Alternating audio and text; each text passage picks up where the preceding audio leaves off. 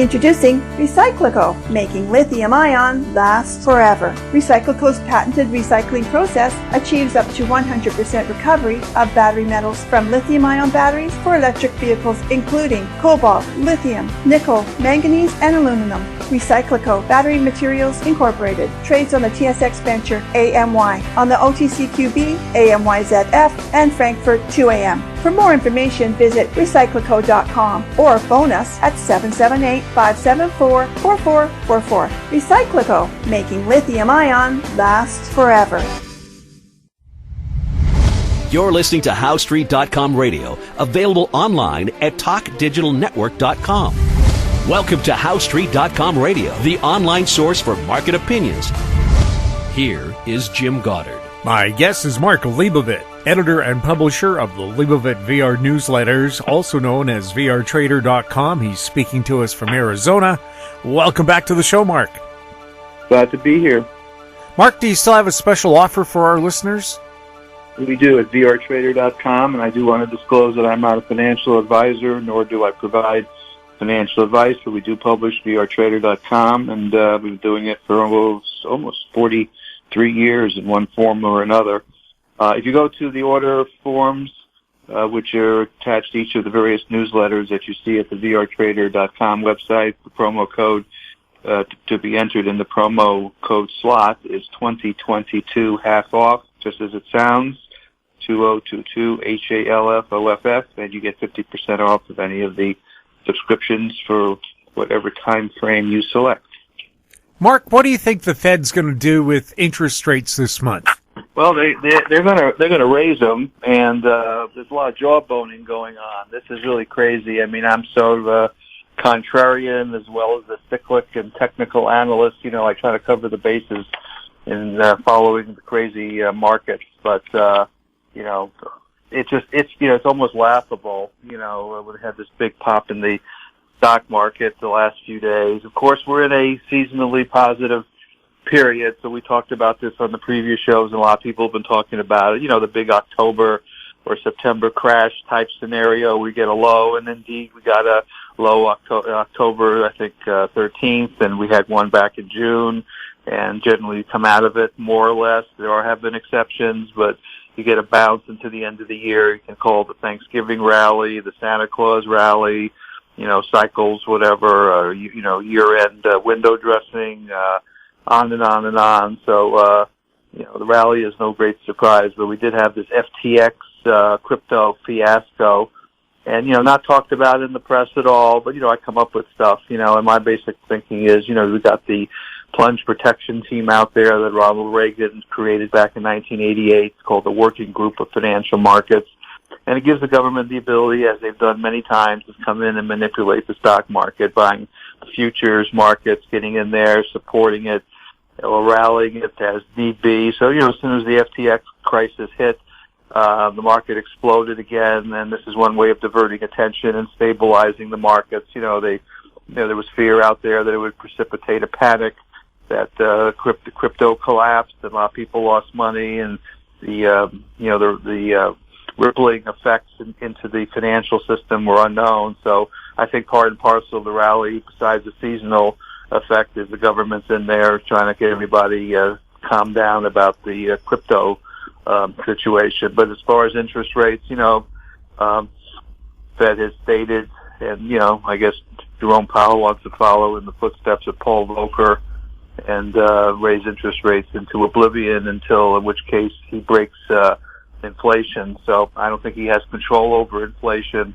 There's other factors besides what the Fed does. We talked about this many times. In fact, in my newsletter, I talk about the Creature from Jekyll Island, the great book written in recent decades that calls for the abolishment of the Federal Reserve. And you're hearing more and more of that, by the way, now. Mohammed Al-Arian, the economist, came out in recent weeks talking about, you know, we have to start questioning the activities of the Fed. And, you know, the Fed is, you know, politically motivated because obviously Congress can abolish it just like it created it back in 1913. So, you know, Powell's looking over his shoulder a little bit, you know, and there are some congressional people that are aggravated about the raise in rates, both on the Republican and Democratic side, which was surprising.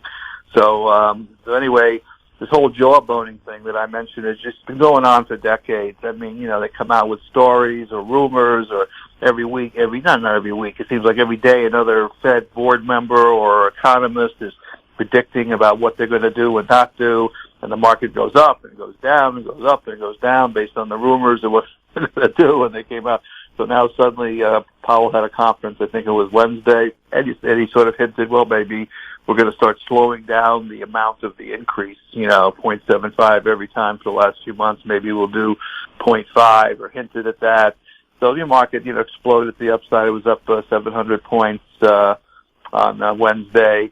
We actually went short right into the close, and we actually covered the shorts today when the market dropped almost 500 points this morning. So I knew it was a BS story. It was just, again, this, the old manipulative jawboning thing, come out with a story, support the markets, get everybody happy, and then reality starts to hit. But again, we're in the seasonal period, so I suppose there's less resistance to try to get a rally going, and everybody's optimistic. So suddenly, they're waiting for the Fed to stop raising rates or to taper and reverse and lower rates. And it's all about manipulating the move in the stock market. And it's really ridiculous because we have so many worldwide events going on, as you know, and whether they're Geo-Cosmic and a volcano explodes, or whether it's the Ukrainian-Russian fiasco, which could have been avoided. We can have an hour discussion about that scenario, or whether China is invading the U.S. or they're going to invade Taiwan. You hear all these stories about what's going on out there, and of course China's got its riots going on, and you don't know what to believe or not believe, and it's just it's a mess out there. But we do have commodity inflation, shortages like rare earths, for example, which China controls, are important to technological production, and it's just oil, natural gas, and basic commodities, food shortages.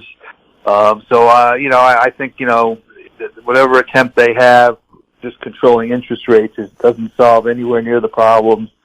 And if they want to get interest rates back down at 2%, they have a hell of a objective, which I don't think they're going to meet. They'd have to destroy the world economy, because what they do here, obviously affects companies and governments all over the planet.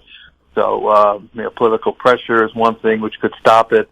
But, the great fear I have is this a repeat of 1980 and what Paul Volcker did. I mean, I told you the story last week about how I bought a house in the Chicago area. I think it was around 1980, and I had to pay 11% interest and negotiate that with the seller directly because the banks were at 18%, and either I couldn't get the loan at the time, I forgot, or it just wasn't available.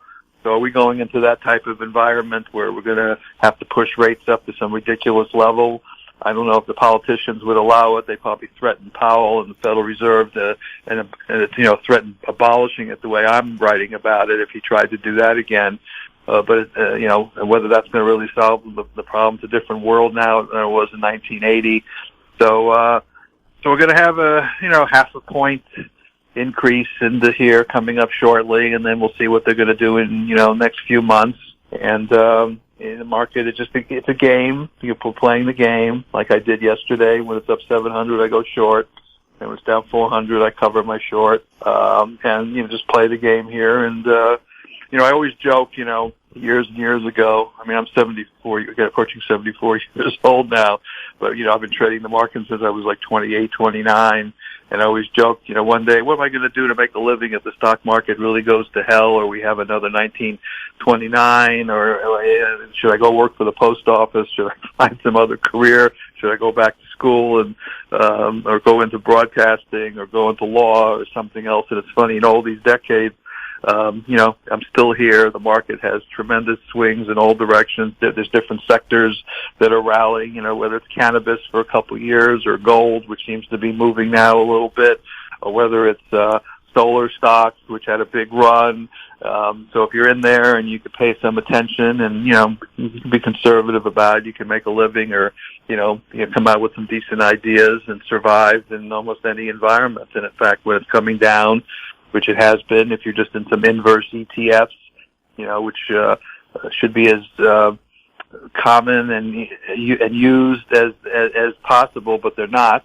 People are told, let's go buy stocks in a bear market or go to cash, but you can make money just by buying an inverse ETF, and you make the same thing as if you're long an ETF like the S&P. You can go long at S&P, you can go short it just by buying a fund that plays the direction of the market. So, that's another source of opportunity. So anyway, we have some giddiness around the markets now, Jim, and I'm not too optimistic. Past this late December, early January period, historically, I would see the market nosediving again, frankly. So let's see what type of news comes out, what type of comments come from the Fed, what other manipulative things occur that can move the markets, and I think that's really the game. You just got to play the game. It's an up market when they want it to go up. It's a down market when they want it to go down. And we saw this in the last couple of years dramatically. COVID, we had a crash, and then it came all the way up, and now we're having another crash. So we held the lows back in March 2020. We didn't quite get back to the lows back there, but which, by the way, could still happen. But you just have to play the swings. The other comment I would make briefly is, if you're a long-termer and you live long enough, and there is always a price inflation, and you're young enough, you could be in the markets and just, buy in weakness and accumulate for your retirement. But if you're 60, 70 years old, you don't have as much time to be patient. But if you're 20s and 30s, then I would say, like dollar cost averaging, where you buy so much of a market index every month, no matter where it is, and you just take that 30, 40 year perspective. If you're a trader like me, then obviously, you don't want to take that perspective. You want to be in and out every few days or weeks and try to capitalize on what the markets are doing and make a living and increase the value, hopefully, of your portfolio that way. So people just hold stocks and write call options against their positions to generate extra income. That's another way to go if they're long-term oriented. So just there are a lot of ways to cook the soup.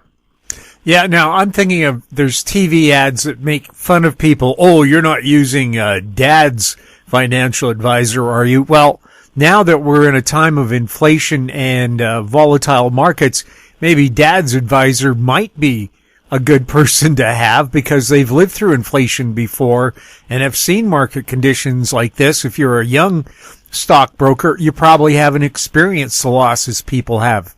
Yeah, well, when I grew up, I kept hearing about the Depression, and supposedly I had some great uncle somewhere that I never met that loved to short the market.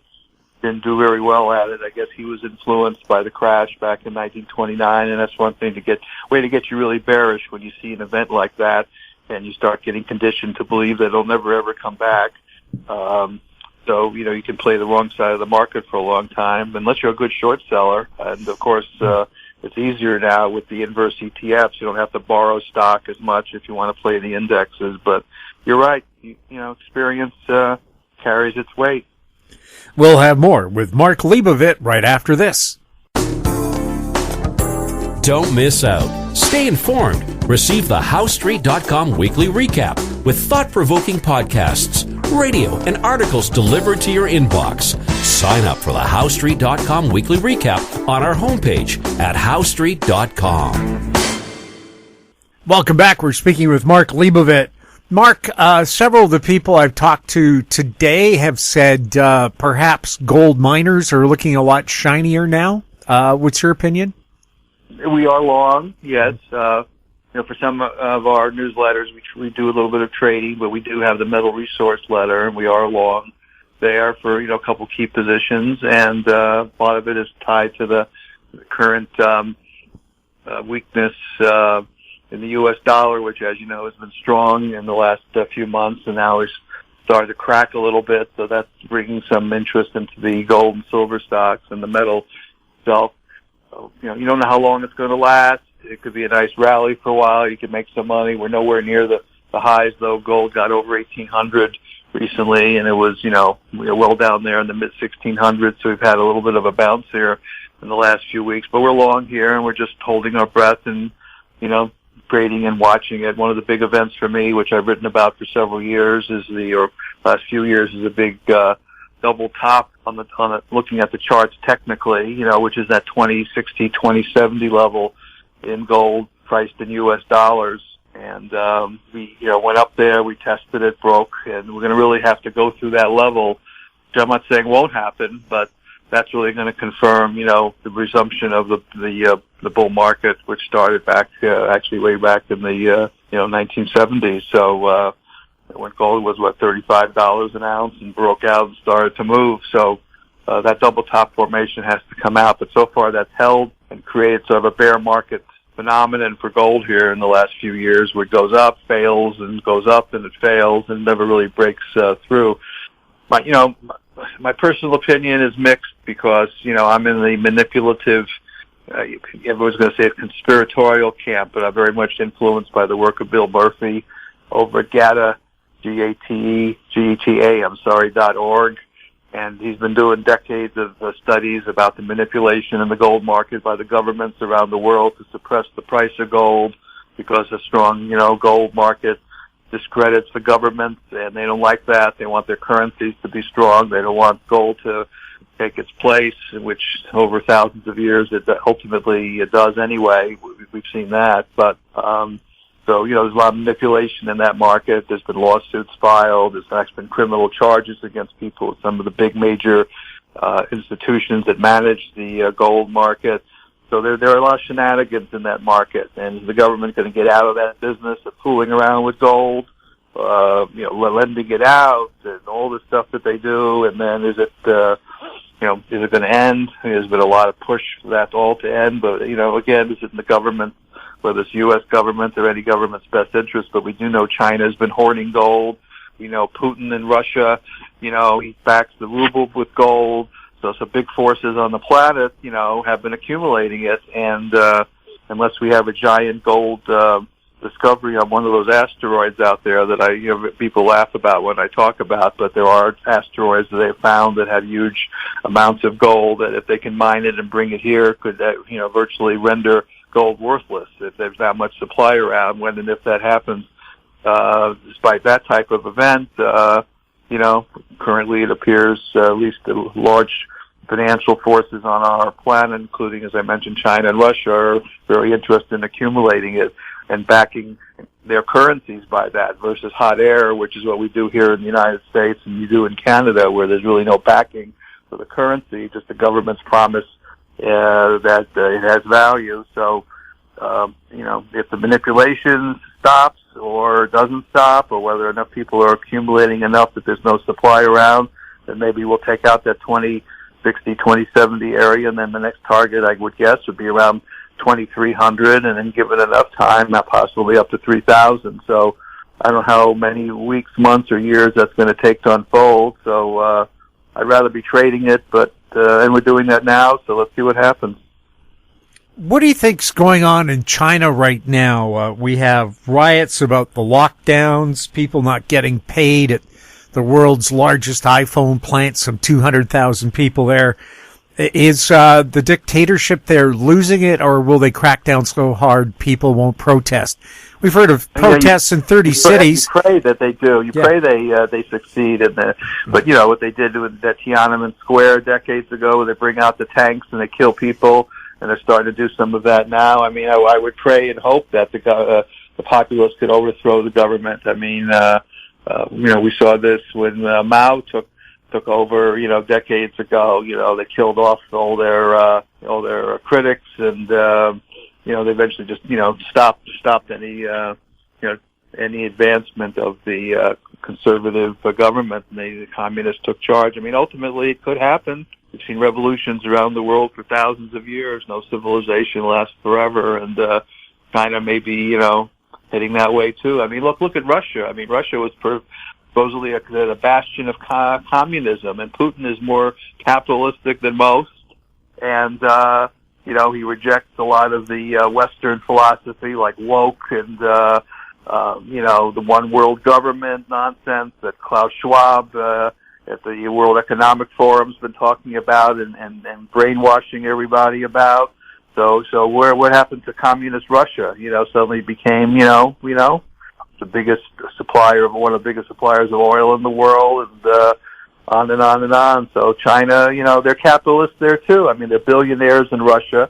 I guess if you're friendly with the Communist Party or they share in the profits with you in some way, you could be in a communist country like China and be a billionaire and make money. So everybody's looking to make money.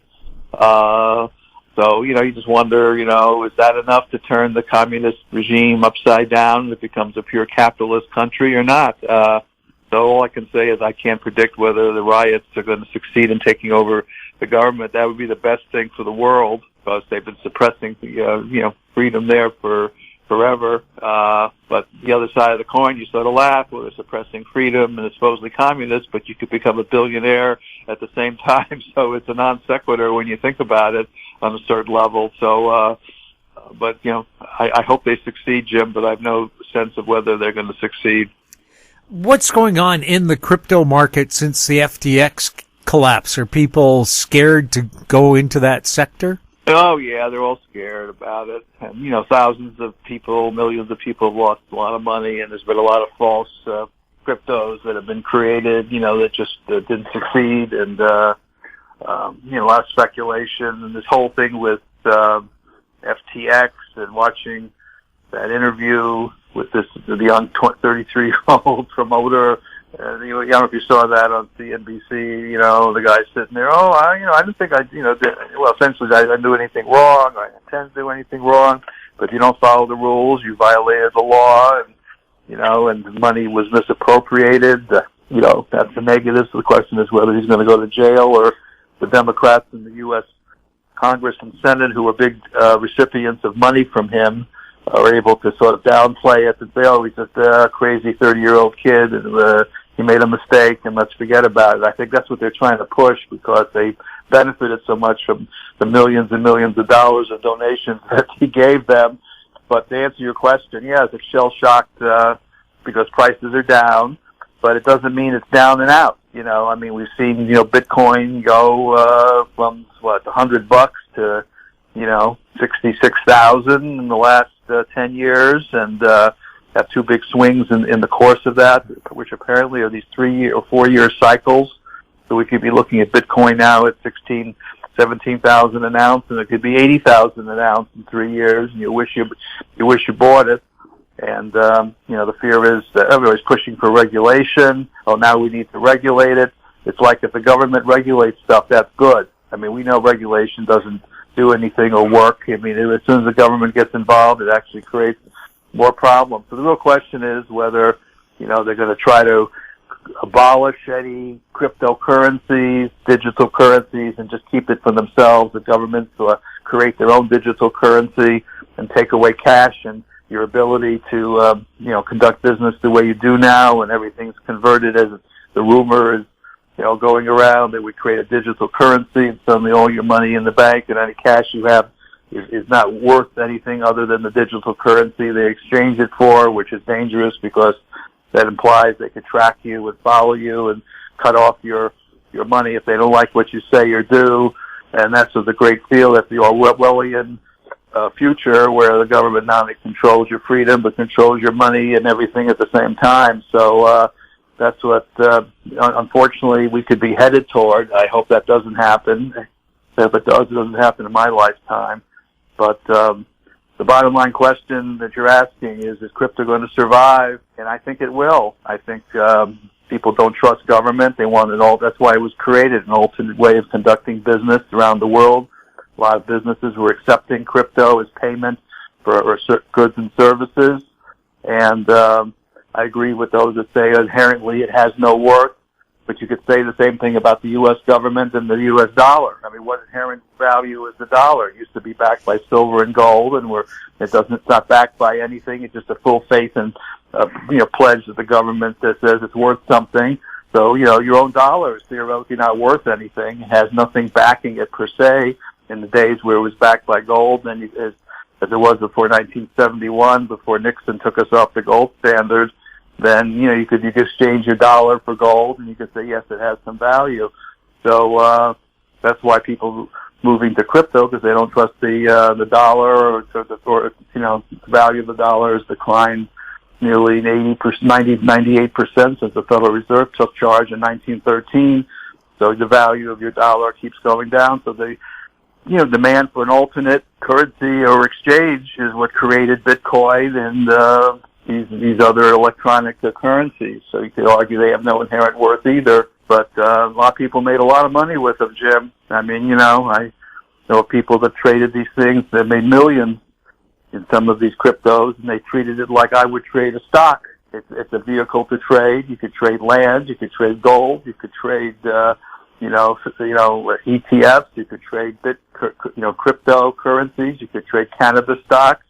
You had tulip mania, hundreds of years ago, people traded tulips. It just became another trading vehicle. Now, whether inherently it had value, and again, I could argue it had no more value than a currency created by a government. So, to me, they're trade. That's what they are, and I view the current decline as an opportunity to be looked at. Whether this is the absolute bottom. Usually, bottoms occur on bad news, just like tops are made on exuberant news. So, the fact that they washed everybody out and everybody's negative and they think the government's going to take control, you got to keep an eye on it. This could be, a buying area for a 2-3 year or more perspective. So it's just interesting market to track, and we're going to have to wait and see if the government gets more involved or not, and which ones survive. But obviously, if you're going to be in that market, you want to be in the big names like the Bitcoin or the Ethereum or the XRP, which everybody seems to like, and you could even consider the Dogecoin. I call it the doggy coin, which Elon Musk has been backing. There was a nice trade, in fact, in the Dogecoin, doggy coin, just in the last 2 weeks or so. I think it went up like 300%. When Elon Musk indicated that he might get more involved in it. There were rumors that he was going to get more involved in it again. So, a lot of interest. It's fun. What can I tell you? Every day, the gate opens, the horses come out, and there's this opportunity. You just have to keep your eyes and ears peeled. The world's largest volcano, Mauna Loa, I hope I pronounced it right, in Hawaii is erupting. Is that a concern? Are we going to see more volcanic eruptions around the planet? Absolutely. Yeah, I have this visual that I have in my newsletter. It's in every night, and I have to see if I can quickly pull it up here, just along the lines of what you're talking about. So give me a second here. We're worried that a super volcano will go off, and that's almost like an asteroid hitting in terms of the impact that it could have on the planet. So let's see. This is as of October 28th. This year. It says overall, this is a article that is put out by the Smithsonian, actually, and it says overall 47 volcanoes were in continuing eruption as of October 28th of this year. So, and they define what continuing really means. So we have, 47 volcanoes that are active right now that, we don't talk about every day on the news. You hear about hurricanes and typhoons and occasional earthquakes. And sure, Mauna Loa, which is not only the biggest, volcano, but I think it's the biggest mountain on Earth, according to the geology. The depth that goes from the bottom of the ocean to the peak of Mauna Loa is greater than that of Everest. So it's actually the greatest mountain on the planet in terms of height, and the top of it is all we see, that came out of the ocean on the Big Island of Hawaii. So that's essentially just the top of a huge mountain, and these are threats. And we get a super volcano explosion. This is almost like an asteroid hitting the Earth because the sun is blocked. If enough of that debris is in the atmosphere, it could cause global cooling. So the global warming people are going to be in trouble, and crops are going to be hard to grow. And if it's bad enough, it could really have a dent on civilization. I think we're a bit more advanced this time. I don't think we're going to go under if one of these things went under, because we have so many alternate sources of energy, like nuclear and so forth, that don't need the sun. But I don't know if we have enough of those nuclear plants around to keep civilization going if a couple of these super volcanoes. And of course, the big one is that people have been talking about for the longest time is Yellowstone.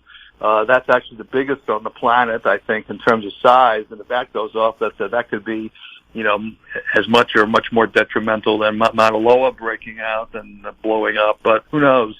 You got to talk to the geologists about the scope and significance of the explosions. But the fact we have so many active right now, Jim, it's really amazing. It's not talked about. And I have a map here. It's actually on my website about the locations of all these. It's surprising to see how many are really, really active. Here in the Western Hemisphere, we have, looks like about 10 from South America all the way up through Mexico, and then you got the one up in Alaska.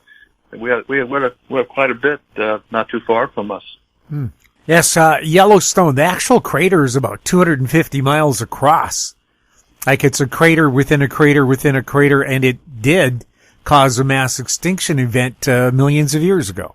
Right. And there's just nice reports about, it could be 100,000. I think it was 100,000 years ago there was some explosion, whether it was a big one or whether it was millions, as you say. But, every time I go up there, I keep thinking about looking at these nice hot springs and looking at the geysers, but underneath me is a bomb that could go off that could really change the world. So it's really amazing stuff. I guess you're at risk in theory in Yellowstone that could happen when you're there. Of course, it'll happen. If it would happen, you wouldn't even know what hit you. Mark, thank you so much for chatting with us. It's always fun, Jim. Thank you. Thanks. We cover a lot of stuff. Have a great weekend. Thank you. My guest has been Mark Leibovit, editor and publisher of the Leibovit VR newsletters, also known as vrtrader.com. If you have any questions for Mark or any of our guests, you can send them to info@howstreet.com. We'll ask that question for you. Our YouTube channel is Talk Digital Network. Find us on Twitter @HowStreet. We're also on Facebook. I'm Jim Goddard. Thank you for listening. Comments made on HowStreet.com radio are an expression of opinion only and should not be construed in any matter whatsoever as recommendations to buy or sell any financial instrument at any time. Available online at TalkDigitalNetwork.com. HowStreet.com radio is a production of HowStreet Media Incorporated.